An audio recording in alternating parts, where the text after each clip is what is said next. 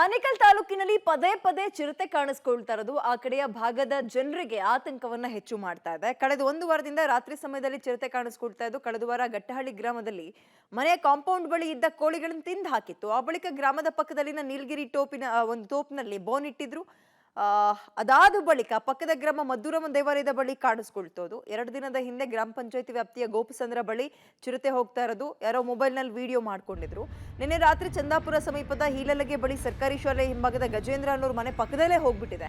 ಬೆಳಗ್ಗೆ ಗ್ರಾಮಸ್ಥರು ಅರಣ್ಯ ಇಲಾಖೆ ಅಧಿಕಾರಿಗಳಿಗೆ ಅಗೇನ್ ಮಾಹಿತಿ ಕೊಟ್ಟರು. ಸ್ಥಳಕ್ಕೆ ಬಂದ ಅರಣ್ಯ ಇಲಾಖೆ ಅಧಿಕಾರಿಗಳು ಸ್ಥಳೀಯರಿಂದ ಮಾಹಿತಿನ ಪಡೆದುಕೊಂಡು ಚಿರತೆ ಓಡಾಡಿರೋ ಹೆಜ್ಜೆ ಗುರುತು ಎಲ್ಲೂ ಕೂಡ ಕಂಡು ಬಂದಿಲ್ಲ. ಸದ್ಯ ಗ್ರಾಮದಲ್ಲಿನ ಜನರಿಗೆ ಹೊರಗೆ ಓಡಾಡುವಾಗ ಎಚ್ಚರಿಕೆಯಿಂದ ಇರಿ ಅಂತ ಒಂದು ಎಚ್ಚರಿಕೆಯನ್ನ ಕೊಟ್ಟಿದ್ದಾರೆ. ಬೆಂಗಳೂರಿನ 3 ಕಡೆ ಸೇರಿದಂತೆ ವಿವಿಧ ರಾಜ್ಯಗಳ ಸುಮಾರು 20ಕ್ಕೂ ಹೆಚ್ಚು ಕಡೆಗಳಲ್ಲಿ ಹುಸಿ ಬಾಂಬ್ ಇಮೇಲ್ ಇವತ್ತು ಕೂಡ ಬಂದಿದೆ. ನಿನ್ನೆ ಬೆಳಗ್ಗೆ ಬಂದಿರುವಂತದ್ದು. ಕಬ್ಬನ್ ಪಾರ್ಕ್ ಠಾಣಾ ವ್ಯಾಪ್ತಿಯ ವಿಶ್ವೇಶ್ವರಯ್ಯ ಮ್ಯೂಸಿಯಂ, ವಿಧಾನಸೌಧ ಠಾಣಾ ವ್ಯಾಪ್ತಿಯ ನೆಹರು ತಾರಾಲಯ, ಹೈಗ್ರೌಂಡ್ಸ್ನ ನ್ಯಾಷನಲ್ ಗ್ಯಾಲರಿ ಆಫ್ ಮಾಡರ್ನ್ ಆರ್ಟ್ಗೆ ಬೆದರಿಕೆ ಮೇಲ್ ಬಂದಿದ್ದು, ಪೊಲೀಸರಿಗೆ ಮಾಹಿತಿ ಬಂದ ಬಳಿಕ ಡಾಗ್ ಸ್ಕ್ವಾಡ್ ಹೋಗಿ ಪರಿಶೀಲನೆ ನಡೆಸಿತು. 3 ಮ್ಯೂಸಿಯಂಗಳಲ್ಲಿ ಯಾವುದೇ ಬಾಂಬ್ ಪತ್ತೆಯಾಗಿಲ್ಲ.